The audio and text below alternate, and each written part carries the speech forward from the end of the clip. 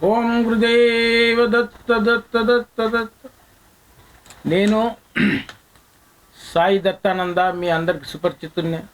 పరిష్కారం మార్గం అనే ఈ ప్రోగ్రాం ద్వారా నేను ఎన్నో నిత్య జీవితంలో మనకు అవసరం పడి మనకు నిత్య జీవితంలో కష్టాలు అంటే మనకు ఆర్థిక సమస్యలు కానీ, ఆరోగ్య సమస్యలు కానీ, అప్పుల బాధలు కానీ, పిల్లలకు విదేశాలు పోవడం ఆగిపోవడం కానీ, పిల్లలకు పెళ్ళిళ్ళు కాకపోవడం, కుజదోషం, నాగదోషం, పితృదోషం అనుకుంటూ వాళ్ళకు పెళ్ళిళ్ళు కాకపోవడము, ఇలాంటి వాటి మీద అన్నిటి మీద నేను భార్యాభర్తలు పోట్లాడుకోవడము, ఇంట్లో స్థిమితంగా లేక మనస్తాపంతో బాధపడుతున్న వాళ్ళకి ఎందరికీ నేను 42 సంవత్సరాల నుంచి రెమెడీస్ ఇస్తూ ఈ ఈ యొక్క ప్రవృత్తిగా, నేను వృత్తి అనేది నాది ఏంటంటే, నేను గవర్నమెంట్ డిఫెన్స్లో పనిచేసేది, అది వృత్తిగా, ఇది ప్రవృత్తిగా చేసుకుంటూ వస్తున్నాను గత 42 సంవత్సరాల నుంచి. ఈరోజు ఏంటంటే మనకు ధనం మూలం ఇదం జగత్తు, ఆరోగ్యమే మహాభాగ్యం. అయితే ఈ రెండు ఉంటేనే మానవుడు ఈ రోజులలో ముందుకు పోగలుగుతాడు. 10 మందిలో వానికి గౌరవం ఉంటుంది. ధనం ఉండాలి, ఆరోగ్యం ఉండాలి. ధనం ఉండి ఆరోగ్యం లేక మూలకబడి ఉండాలనుకో మంచాన ఇవ్వడు, వానికి వాల్యూ ఇయ్యడు. కాబట్టి ఈ రెండింటి మీద నేను నా జీవితంలో ఎన్నో అనుభవించి, ఆరోగ్యం మీద కూడా నాకు పక్షవాతం వచ్చి నేను 2 సంవత్సరాలు బెడ్లో పడి ఉంటుంది. అయితే ఆ టైంలో ఏం జరుగుతుంది, మనిషికి ఎటువంటి బాధలు ఏర్పడతాయి అనేది తెలుసు నాకు. మళ్ళీ వచ్చి నేను పెద్ద పెద్ద జ్యువెలరీ షాపులు, షోరూములు పెట్టేసి, బిజినెస్లు పెట్టి, అక్కడ ఉద్యోగం చేసుకుంటూ ఇక్కడ ఇది పెట్టేసేసి 92ల అన్నీ ఆరిపోయి లాస్లో వచ్చేసి డబ్బు అంటే ఏంది, బిజినెస్ అంటే ఏంది, ఏ విధంగా ఉంటుంది అది. అయితే ఏ విధంగా కష్టపడ్డా నేనంటే, నిజంగా చెప్పాలంటే ఈ అప్పుల బాధకు, అప్పుల బెడదకు నేను రాత్రి 4ంటికి లేచి వెళ్ళిపోతుంటే ఆ బాధ భరించలేక ఆడు 2ంటికే వచ్చి కూర్చుని. అంటే ఆడు ఇచ్చేటప్పుడు అన్యాయమనొద్దు, వాళ్ళు ఇచ్చేటప్పుడు మనకేంటంటే రాముల్లాగా కనబడతాడు దేవుడు. ఆ టైంలో వాడు వసూలు చేసేటప్పుడు రావణాసురుడు అవుతాడు. రావణాసురుడు వస్తుంటే మనకు భయం అవుతుంది కదా. వాడు ఎంత చిన్నగా ఉండని, ఎంత ఇది ఉండే, వాడి మీదకి ఫైటింగ్ పోలేము మనము. ఏంటంటే మనం వాని దగ్గర రుణం తీసుకున్నాం, రుణగ్రస్తులం కాబట్టి వాడిని ఏం అనలేము. వాడు చిన్నోడు ఉండని, సన్నగా ఉండని, లేడీస్ కానీ పడాలి. అందుకని ఈ రుణ బాధలు అనేటివి ఎవరికి చెప్తే అర్థం కాలేదు. ఏమన్నా అంటే నువ్వు ఎందుకు చేసుకున్నావు అప్పులు, ఎవడు చేయమన్నాడు, ఏం చేసినావు నువ్వు, అప్పు ఇల్లు కట్టినావు, అది కట్టినావు అంటే, ఒకటి చేద్దామని మనం అప్పు తీసుకొస్తే అది ఏమవుతుంది, ఇంట్రెస్ట్ వానికి ఇంట్రెస్ట్ కట్టడానికి మళ్ళీ అప్పు తెచ్చి, వీనికి ఇంట్రెస్ట్ కట్టడానికి మళ్ళీ అప్పు తెచ్చి అంచెలుగా అది 1,00,000 పోయి 20 లక్షలకు అవుతుంది. ఇది అనుభవం ఉన్న వాళ్ళకి తెలుసు. దానికి నేను నివృత్తి చెప్తా, మీరు ఈజీగా ఇంట్లో చేసుకునేది. అయితే ఏంటంటే తెల్ల ఆవాలు అంటే ఇట్లుంటాయి తెల్ల ఆవాలు. ఇవి తెల్ల ఆవాలు. ఈ తెల్ల ఆవాలు ఏదైతే ఉన్నాయో, ఈ తెల్ల ఆవాలతోటి మనము ఏం చేయాలంటే, ఇవి తెల్ల ఆవాలు. ఈ తెల్ల ఆవాలు మనకు పూజ స్టోర్లో దొరుకుతాయి. ఓకేనా, ఇవి పూజ స్టోర్లో దొరుకుతాయి. పూజ స్టోర్లో తీసుకొచ్చుకొని తెల్ల ఆవాలు తెచ్చుకొని గురువారం నాడు పెరుగన్నం చేయాలి. పెరుగన్నం చేసేసి మంచిగా తెల్ల ఆవాలతోటి తిరగమాత చేయాలి. తిరగమాత అని కొన్ని ప్రాంతాలలో అంటారు, కొన్ని ప్రాంతాలలో పోపుని అంటారు, కొన్ని ప్రాంతాలలో తాలింపు అంటారు. అయితే అది చేయాలి. అంటే దాంట్లో మామూలు ఆవాలు వేసే బదులు తెల్ల ఆవాలు వేయాలి. కరివేపాకు మనం వేసేసి మినపప్పు ఏమేమి వేస్తారో అన్నీ వేసేసి పెరుగన్నం తయారు చేయాలి. అయితే తయారు చేసేసి మన ఔదుంబర వృక్షం అంటే మేడి చెట్టు, అది మనకు సాయిబాబా గుళ్ళలో ఎక్కువ ఉంటాయి, దత్తాత్రేయుల గుళ్ళు ఉంటాయి. అక్కడ కూడా లేకుంటే ఎక్కడైనా వెతికి చూడండి. ఒకసారి కష్టపడాలి, బాధలు పోవాలంటే కష్టపడాలి. అక్కడ పోయి ఒకటి కాషాయం కలర్ అంటే ఈ కలర్, ఆరెంజ్ కలర్.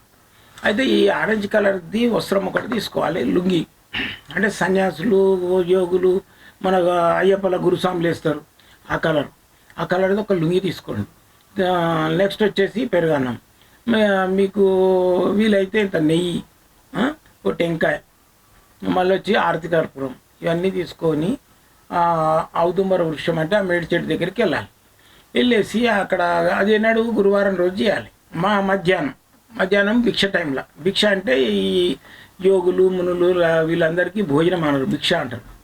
అందుకని అయ్యప్ప దీక్ష తీసుకున్న వాళ్ళని కూడా భిక్ష అని అంటారు. కానీ అన్నం తినిపోదురా, భోజనం చేసిపోదురా అన్నారు. ఆ భిక్ష టైంలో అంటే 12 నుంచి 1 గంట మధ్యలో ఆ టెంపుల్ ఆ చెట్టు కిందికి పోయి అక్కడ మంచిగా కొంచెం నీళ్ళు చల్లేసి ముగ్గేయాలి. పసుపుతోటి ముగ్గేసేసి మంచిగా 6 రిక్కలతోటి ముగ్గేయాలి. 2 త్రికోణాలు ఓ త్రికోణం అటు ఓ త్రికోణం ఇట్టేస్తే 6 రెక్కలు అవుతాయి. వేసేసి మధ్యన ద్రామ్ అని రాయాలి. ఈ ద్రామ్ బీజాక్షరం ఏదైతుందో అది నేను మీకు చూపిస్తా. ఈ ద్రామ్ అనే బీజాక్షరాన్ని మనము దాని మీద రాయాలి. ఏది ఆ ముగ్గు మధ్యన సెంటర్లో ఇది కోణాలు ఏంటంటే 6 కోణాలు ఉండాలి దానికి.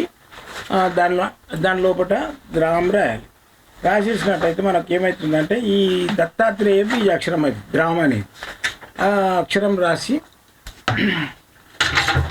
ఆ ద్రామ్ బీజాక్షరం రాసేసి దానికి మంత్రం ఏంటంటే ఓం ద్రామ్ గురుదేవ దత్త, ఓం ద్రామ్ గురుదేవ దత్త.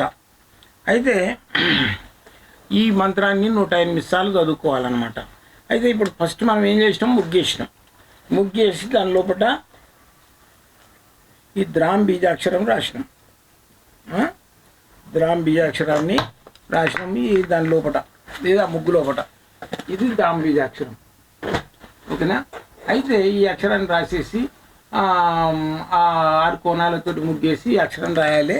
ద్రామ్ బీజాక్షరం రాసి ఓం ద్రామ్ గురుదేవ దత్త, ఓం ద్రామ్ గురుదేవ దత్త ఈ మంత్రం చదువుకోవాలి. అయితే అక్కడ మనం తీసుకుపోయిన పెరుగన్నం ఉంది కదా, అరిటాకు కానీ లేకుంటే ఇస్తరాకు కానీ మన మర్రి ఆకులతో కుట్టిన ఇస్తరాకు కానీ ఏదో పచ్చగా ఆకుంటే బాగా, అరిటాకు అయితే ఇంకా మంచిది. అక్కడ వేసేసి దాంట్లో పెరుగన్నం 3 ముద్దల కింద పెట్టాలి. పెరుగన్నము 3 ముద్దల కింద పెట్టాలి. వీరు తయారు చేసినది తెల్లవాళ్ళది పెట్టేసేసి మంచిగా ఒక టెంకాయ కొట్టేసి అక్కడ టెంకాయ నీళ్ళు పెట్టేసి ఒక టెంకాయ చిప్పల మంచిగా దీపం పెట్టండి. ఆల్రెడీ నెయ్యి పోయండి, ఆ చిప్పల్ని పోసేసి దీపం పెట్టండి నెయ్యితోటి. ఇంకో చిప్పల అక్కడ దాని తోక తీసేసి దాంట్లో కొంచెం బెల్లం వేసి నైవేద్యం కింద పెట్టండి. పెట్టేసేసి దండం పెట్టుకొని ఈ కాషాయ వస్త్రం ఏదైతుందో లుంగి దానికి కట్టియాలి. ఆ చెట్టుకు ఆయన స్వయంగా దత్తాత్రేయుడు అనుకొని కట్టియాలి. కట్టించినట్టయితే మనకు దత్తాత్రేయుని అనుగ్రహంతో గురువారం ఈ పూజ చేసినట్టయితే 11 వారాలు చేస్తే మీకు 100% రుణ బాధలు పోతాయి. ధనం ఎక్కడి నుంచి వచ్చేది తెలియదు. ఇంట్లో ఏ సమస్తమైన బాధలు నివారణమవుతాయి. మెయిన్గా రుణ విమోచనలు అవుతుంది అన్నమాట. అయితే ఈ విధంగా చేసుకుంటే ఇంకేదన్నా ఇంకా క్రియ చేయాలనుకుంటే సాయిబాబా గుడి దగ్గర ఈ తెల్లవాళ్ళే తిరగమాత కానీ మళ్ళీ తాలింపు అంటారు, దాన్ని పూసన అంటారు. ఇది చేసి పెరుగన్నము 1 వారం, గురువారం పులిహోర 1 వారం ఈ తెల్లవాళ్ళతో తయారు చేసి, అంటే ఆ తెల్లవాళ్ళన్న పోయేదు తిరగమాతలనే వేయాలి. ఆ తాలింపు అంటారు, తాలింపులు వేయాలి. పోపుని అంటారు, దాంట్లో వేయాలి. వేసి తయారు చేయాలి. అట్లే పచ్చి వేస్తే చేదు ఉంటుంది, తినరు ఎవరు. అది గురువారం, 1 గురువారం అది 1 గురువారం ఇది పంచిపెట్టినట్టయితే మీకు 100% మీ జీవితంలో ఏదైతే ఈ బాధపడుతుంటారో ఈ రుణాలతోటి విముక్తులు అవుతారు. మీకు ఆ యొక్క రిజల్ట్ వస్తే నాకు ఫోన్ చేసి చెప్తే నేను చాలా సంతోషిస్తాను. నేను అల్ప సంతోషిని. నాకు మీరు ఇచ్చే కానుకలు అవసరం లేదు. మీకు రిజల్ట్ వచ్చి మంచిగా అనిపిస్తే ఎక్కడన్నా సాయిబాబా గుళ్ళో కానీ, దత్తాత్రేయ గుళ్ళో కానీ, వెంకటేశ్వర స్వామి గుళ్ళో కానీ అన్నదానానికి డబ్బులు ఇవ్వండి. నాకు వద్దు దక్షిణలు కానుకలు. మీరు ఇచ్చేటివి ఆ దత్తాత్రేయునికి చెందేటట్టు ఇవ్వండి.